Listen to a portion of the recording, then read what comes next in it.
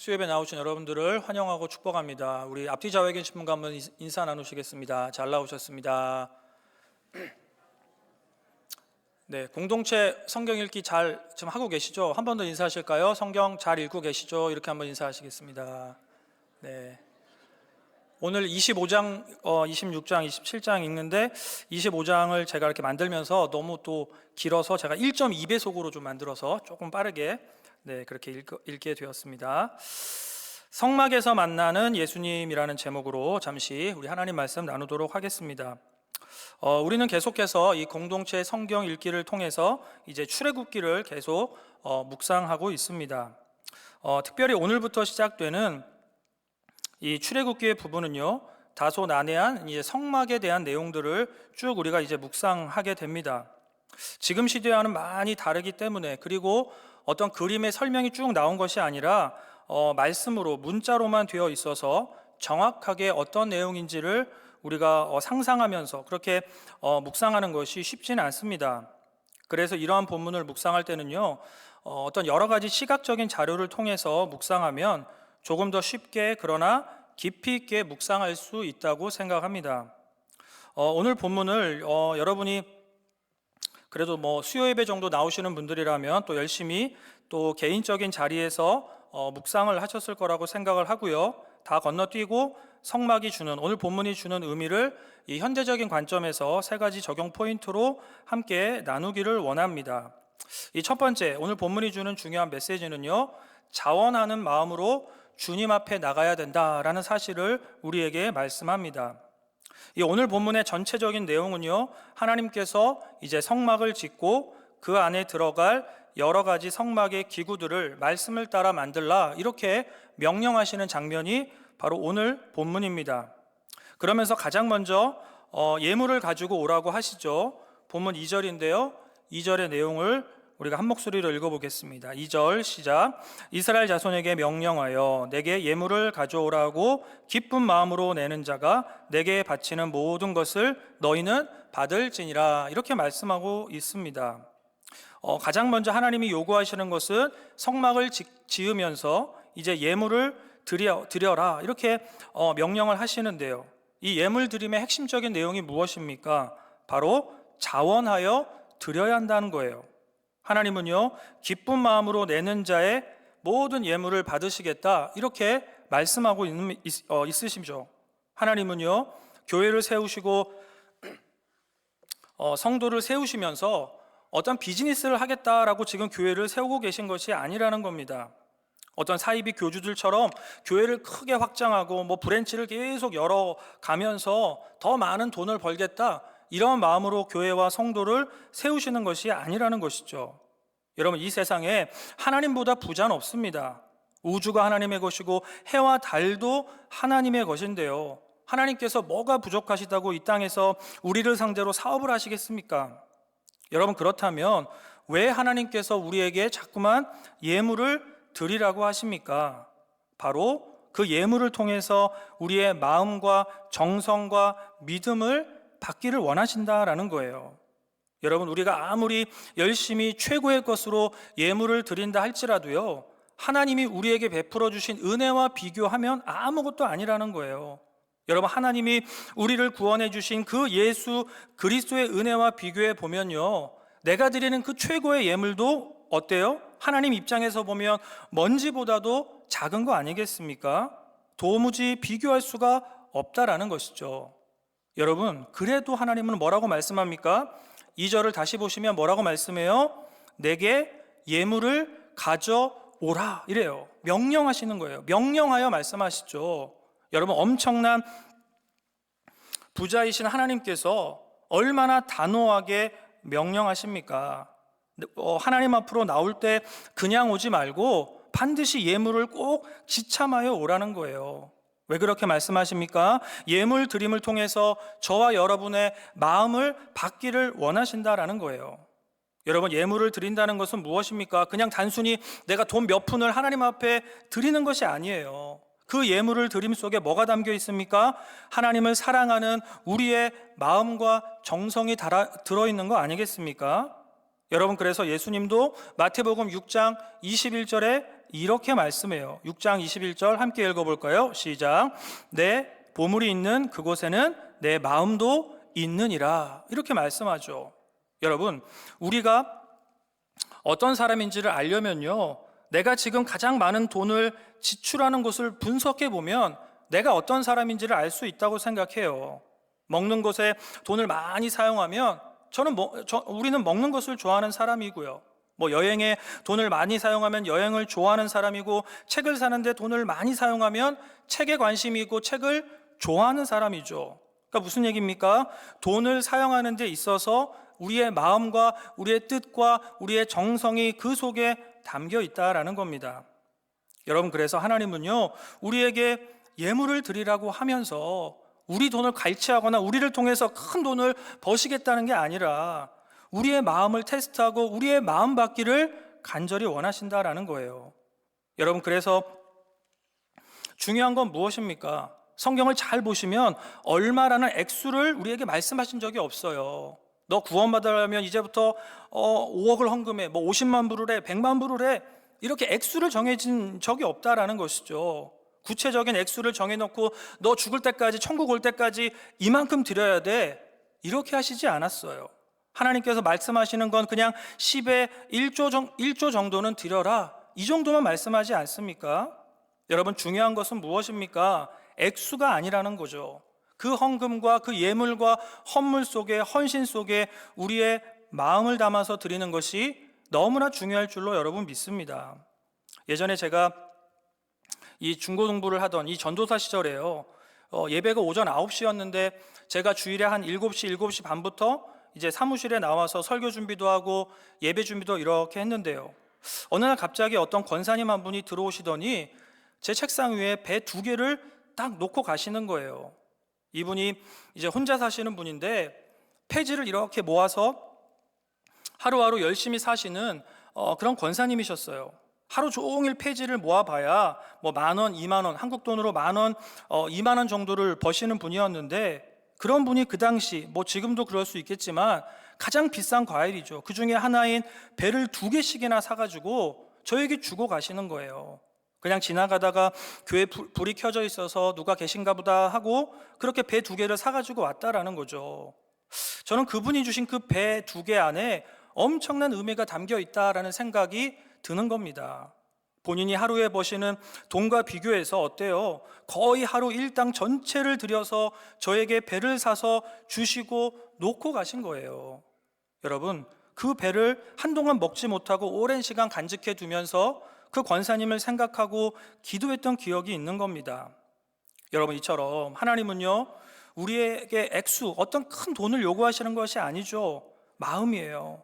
자발적이고 기쁜 마음으로 주님 앞에 은혜를 기억하면서 예물 드리기를 간절히 원하신다라는 것이죠. 여러분, 그래서 우리가 이루는 모든 신앙, 구원의 핵심은요, 자발성이라고 생각합니다. 이 교회와 신앙의 모든 구조와 베이스는요, 강제가 아니라는 거죠. 모든 부분들이 성도들의 자발적인 헌신으로 이루어지는 거 아니겠습니까? 헌금을 하는 것도, 봉사를 하는 것도, 헌신을 이루는 모든 것들이 어때요? 누군가의 억압과 강압에 의해서 이루어지는 건 단 하나도 없습니다. 모든 것들은 다 어때요? 자발적으로 이루어지는 겁니다. 여러분, 이 수요 예배도 보세요. 이 찬양팀, 또 카리스 합창단, 일당을 받고 일하시는 분들이 아니에요. 정말 자발적으로 나와서 날씨가 춥던 덥던 비가 오던 눈이 오던 상관없이 이 자리에 서서 열심히 주님을 찬양하고 예배를 섬기는 이 귀한 마음, 여러분, 이것이 뭐예요? 자발적으로 하는 거 아닙니까? 이거 안 나오면 벌 주고 교회에서 막 이렇게 해코지하고 그런 거 전혀 없어요. 모든 것들이 자발적으로 하나님을 사랑하는 마음 속에서 이루어지고 있다는 것이죠. 여러분, 이단 사이비들의 특징이 무엇입니까? 그 안에 존재하는 성도들에게 끊임없이 겁을 주잖아요. 막 강제로라도 막 하게 만들고요, 무시무시한 교리를 만들어서 신도들에게 겁을 주면서 억지로 무언가를 하게, 헌신을 하게 만드는 것이죠. 여러분, 그러나 우리 하나님, 우리 선한 하나님은 절대로 억지로 헌신을 요구하시는 분이 아닙니다. 하나님은요, 우리를 먼저 구원하신 이후에 우리가 자발적으로 주님 앞에 나와서 헌신할 때까지 기다리세요.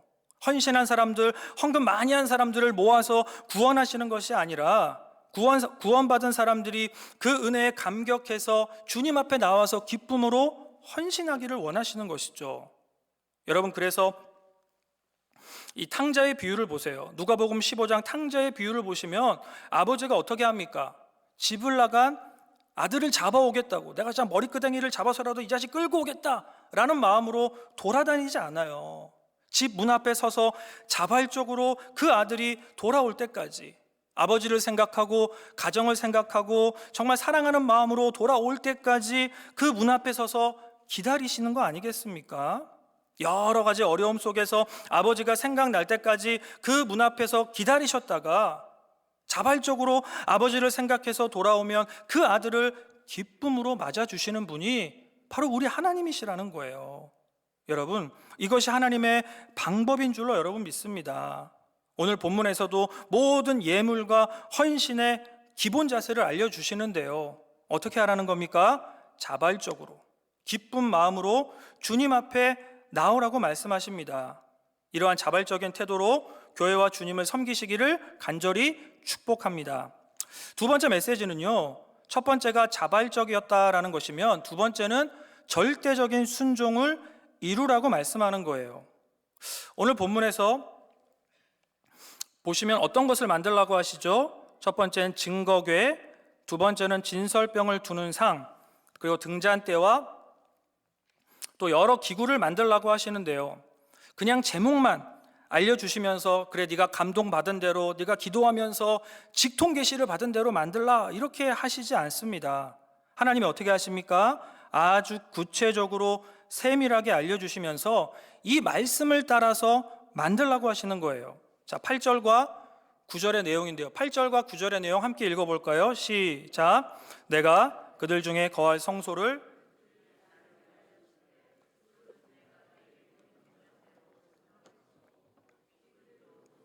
따를지니라 이렇게 말씀하고요. 39절과 40절도 읽어볼까요? 시작. 등잔대와 기구를 순금 한 달란트로 만들되 너는 삼가 이 산에서 내게 보인 양식대로 할지니라 이렇게 말씀하죠. 성막과 그 기구들을 만들면서 아무렇게나 만들면 안 된다는 거예요. 그냥 막 만들면서 내 마음이 가는 대로, 내 생각이 좋은 대로 그렇게 감정에 따라 만들면 안 되는 것이죠.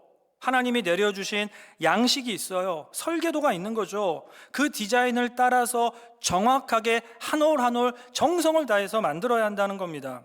여러분, 그래서 오늘 본문을 보세요. 얼마나, 다 읽어보셨겠지만 얼마나 구체적으로 자세하게 알려주십니까? 예물을 명령하시면서도 본문 3절부터 7절에 보시면 아무렇게나 드리면 안 되죠. 정해진 것, 하나님이 요구하시는 것을 드려야 돼요. 증거궤를 만들면서도 얼마나 디테일합니까? 10절 이하를 보시면 크기, 높이까지 다 알려주시고요, 그 주변의 외부 장식까지 어떻게 해야 되는지 아주 디테일하게 세밀하게 알려주시는 것이죠. 여러분, 이 정도로 알려주신다는 건 뭐예요? 실력이 없고 능력이 없어서 이 언약궤 증거궤를 못 만드는 것이 아닙니다. 왜 못 만들까요? 게으르면서 불순종하면 못 만든다는 거예요.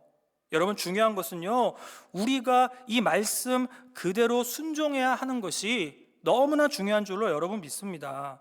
하나님은요, 우리 보고 설계도를 만들라는 거 아닙니다. 하나님은 우리 보고 그 증거궤랑 이 여러 가지 성막들을 디자인하라는 것이 아니에요. 그런 복잡하고 힘든 일은 다 하나님이 하고 계신 것이고요, 우리가 하는 일은 뭐예요? 쉽고 단순한 일을 우리에게 시키는 거예요. 말씀만 잘 듣고 말씀만 잘 읽으면 누구나 할 수 있는 일 아니겠습니까? 여러분, 중요한 포인트는 무엇이겠어요? 내 마음대로 하면 안 돼요. 내 뜻대로 하면 안 됩니다. 하나님이 내려주신 양식과 명령에 따라 그대로 만들어야 돼요. 여러분, 이 땅에서 예수님을 믿고 구원받은 우리가 할 일이 바로 이것 아니겠습니까? 여러분, 구원받은 주의 백성들은요, 아무렇게나 살면 안 돼요.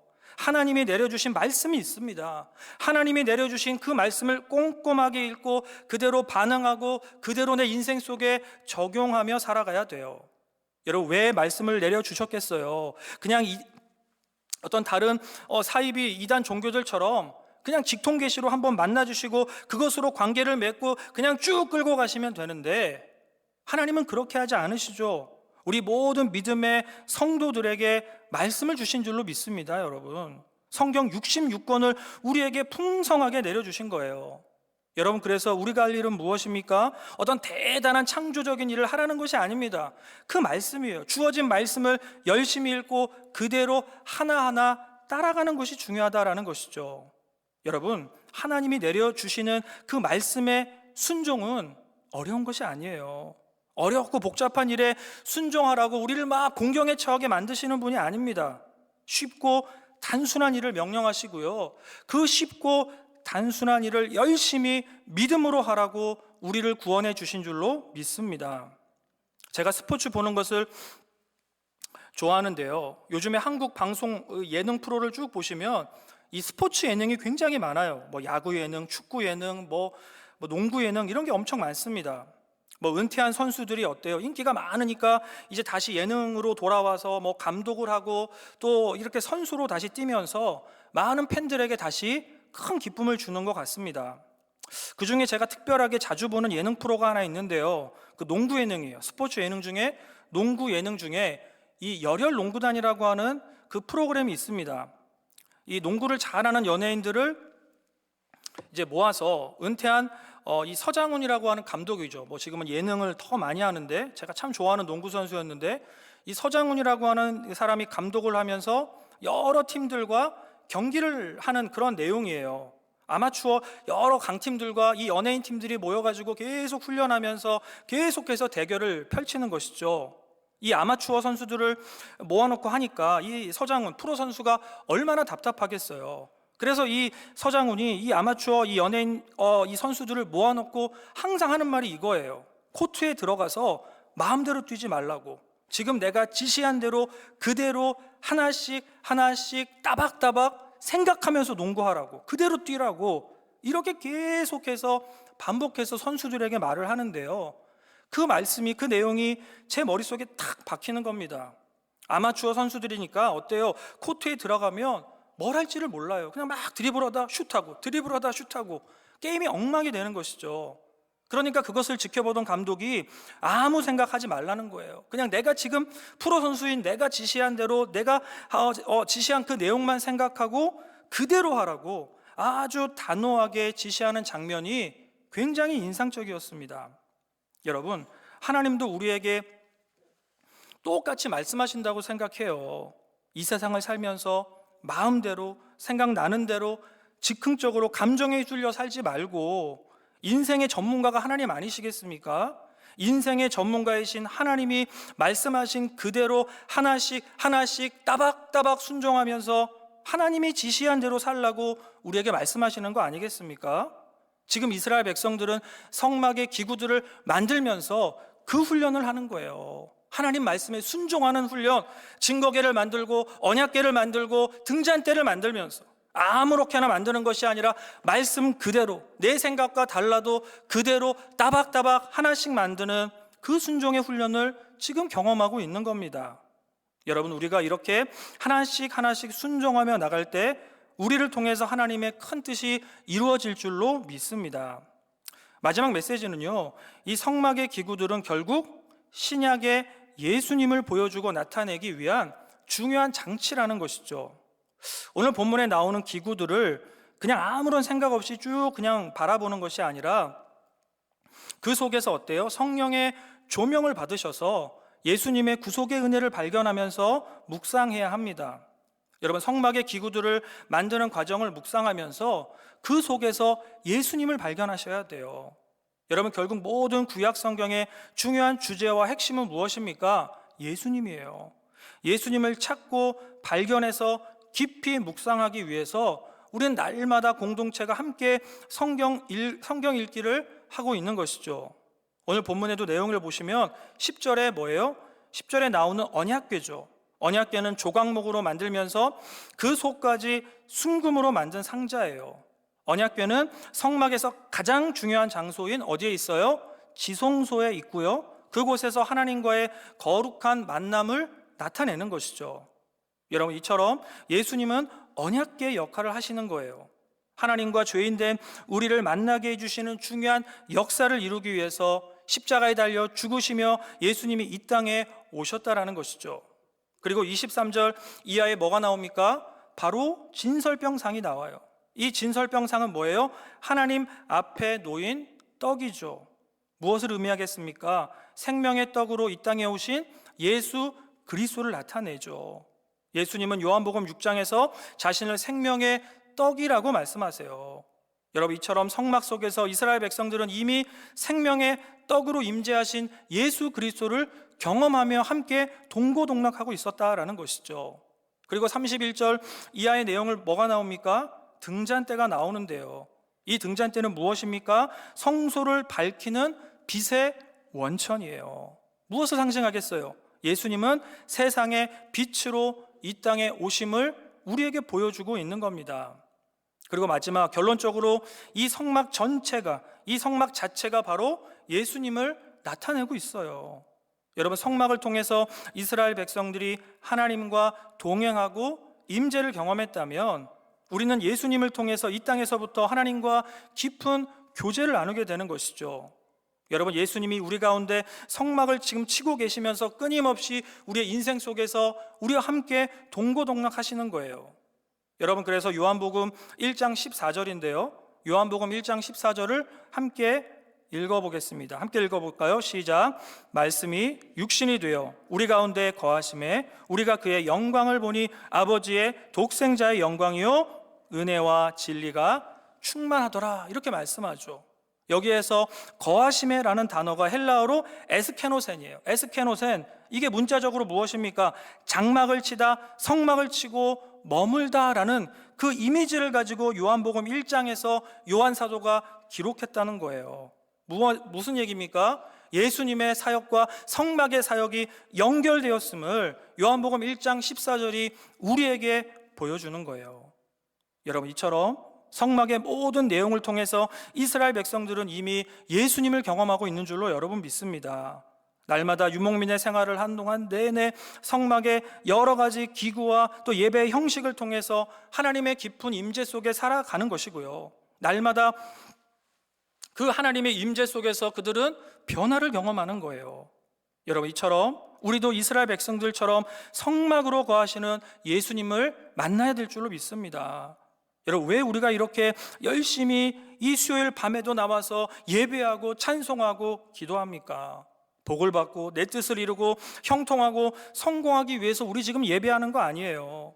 우리 예배와 우리가 이렇게 열심을 하는 기도의 중요한 이유는 예수님을 만나기 위함인 줄로 믿습니다. 여러분, 예수님이 성경의 중요한 주제이시면서 모든 신앙의 핵심적인 내용입니다. 예수님을 만나야 구원받고 변화되고요, 예수님과 계속해서 교제할 때에만 신앙의 성숙과 발전이 있어요. 여러분, 한국교회와 이민교회 성도님들이 얼마나 열정적으로 신앙생활을 합니까? 주일 예배가 있죠. 수요 예배, 촌모임, 새벽 예배, 특별 새벽 예배, 우리가 얼마나 많은 예배를 드립니까? 여러분, 그런데요, 죄송하지만 왜 많은 사람들이 왜 신앙의 성숙과 성장을 잘 경험하지 못할까요? 열심히 예배하고 나름대로 뜨겁게 찬양하고 기도하지만 왜 신앙의 성숙과 성장을 날마다 경험하지 못할까요? 바로 예수님을 목표로 하지 않아서 저는 그렇다고 생각합니다. 예수님을 발견하고 예수님을 경험하는 것을 목표로 해야 변화가 생기는 거 아니겠습니까? 다른 종교와 비교되는 여러분, 기독교의 독특성은 뭐예요? 예수님이에요. 다른 종교에는 없는데 기독교에만 있는 분이 바로 예수님이세요. 여러분, 그래서 아무리 다른 종교를 열심히 믿고 마음을 다해도 그 안에는 구원이 없어요. 변화도 이룰 수 없는 거 아니겠습니까? 여러분, 그러나 교회의 영광, 교회의 독특성, 성도의 독특성은 무엇입니까? 바로 예수님이 계시다는 거예요. 성경 속에, 교회 안에, 믿음의 성도님들 안에 예수님이 계신 줄로 믿습니다. 우리는요, 그래서 예배에 와서 그냥 돌아가는 것이 아니라 예수님을 꼭 만나고 돌아가야 될 줄로 믿습니다. 예배의 주인 되시는 이 예수님을 만나지 못하고 그냥 집에 돌아간다면 얼마나 허무하고 얼마나 허전하고 얼마나 무의미한 노동이 되겠습니까?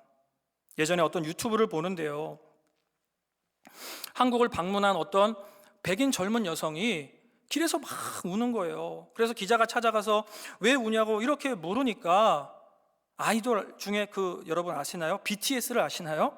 BTS를 보기 위해서 비행기를 타고 15시간이나 날아왔는데 BTS를 만나게 해주지 않아서 너무 억울하고 마음이 힘들어서 회사 앞에서 펑펑 힘들어서 울고 있다는 거예요.